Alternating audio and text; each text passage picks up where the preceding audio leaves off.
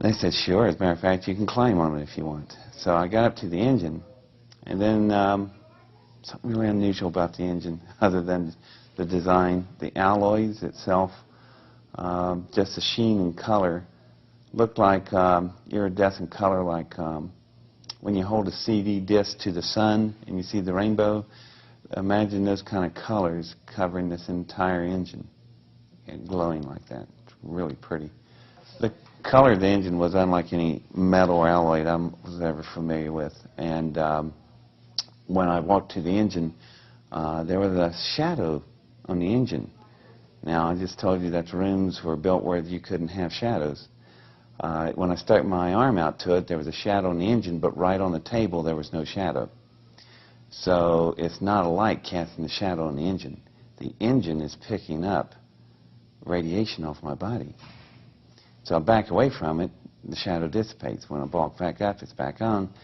And so when I put my hands on the engine to pull myself up on it, that's where it's interesting, because the alloys in some places were so thin, it was translucent. You could see through it like a sheet of amber. So when I laid my hands on it, this really interesting swirl pattern would come off wherever my skin was touching, and they would swirl out through the metal, going out through to the alloys. And I didn't know of any metal that could do that. So I thought, wow, this thing's heat sensitive. It's picking up my body heat waves like that. So when I crawled, and they were really neat-looking, smooth type wave flows coming off my hands. So I pulled myself on up on the engine and started walking over it, and it was huge. It was radically different than mine because it was just so much of a different design. And the way they ran the fusion flows and the way you would run fuel in a fuel line of an engine, this thing was totally different. There was no wiring. Now, my engine was covered with miles of wiring, so I could get all the firing orders right toward the cyclotrons, the particle accelerators. Did you immediately know that it was alien at that time? I suspected when I put my hands on it, it felt so different. It felt like a frog belly. If you ever, I don't know if people play with frog bellies, but I did. It looked wet, but it wasn't wet. It's just so slick looking, but it wasn't slick.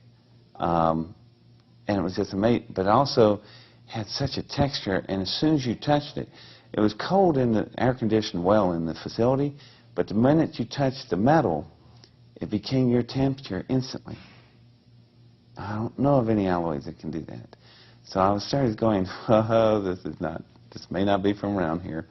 So I'm walking down the engine, and I go up to where the main core cells are in the particle accelerators. There's a hole blown out there, and I step down into it just to get a better look. Now, at this point of view, I'm down in a hole in the engine, and the walls are real smooth. They're so smooth, the blast, these temperatures like that engine of mine, they run at 100 million degrees centigrade. You work with plasma physics. So when the field dropped down, this engine's metals were exposed to that kind of temperature, vaporized. But as soon as it vaporized at that particular point, fail-safe, it shut the engine off. All this probably occurred in a nanosecond, a billionth of a second. So the blast only irradiated out to about 4 feet in diameter and stopped. What was interesting is the way the engine's metal was whenever there's torn places. You could rub your hands over the torn areas that are jagged, but they wouldn't cut you because they're so smooth. It's more like flesh being torn rather than metal. Well, when I come up, stood back up on top of the engine, I knew, looking at some of the interior parts of it and the way it was constructed, I had enough of what was going on. So I turned around and told them about this firing system here, and they were going, yeah, where is the firing system?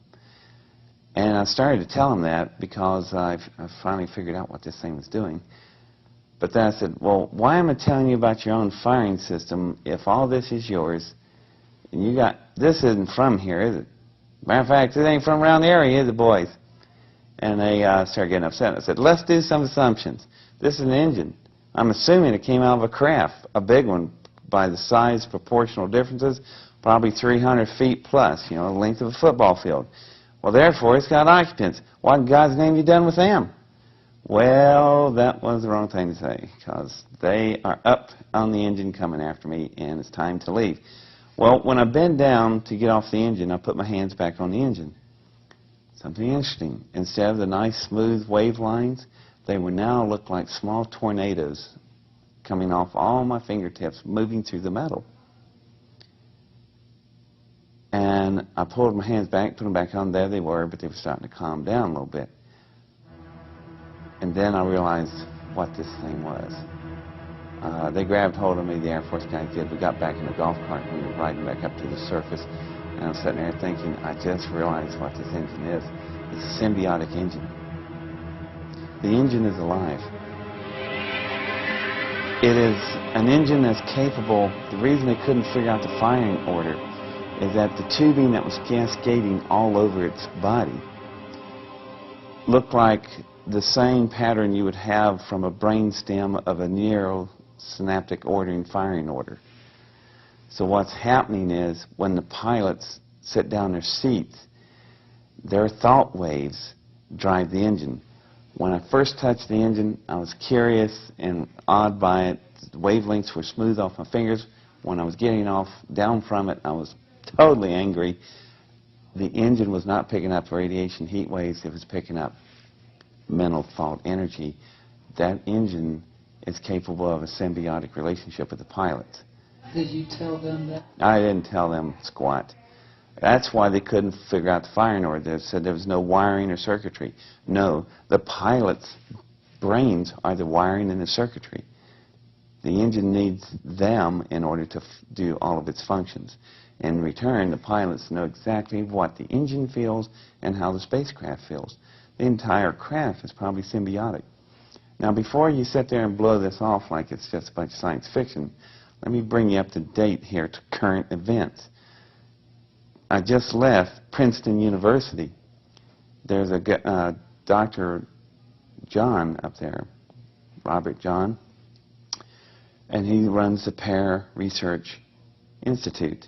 They have a contract from McDonnell Douglas, you ever heard of them? Small aerospace company, to build mental shielding for firing systems on the new F-22 fighters. So people go, what's that got to do with anything? Pilot comes home at night, catches his wife in bed with another man. He's having a bad day. He's now got to go fight a fighter that is so sensitive. When he straps on his helmet, just like the Apache helicopter, you turn your head this way, the gun mounts follow your head. This firing system now links to your brain. Foxfire, Clint Eastwood. Where do you think the Hollywood's getting their ideas? McDonnell Douglas is under construction building a symbiotic relationship firing control system. Where did they get their idea? I wonder. Could have been back in June 1971, or God knows how long they've had this engine.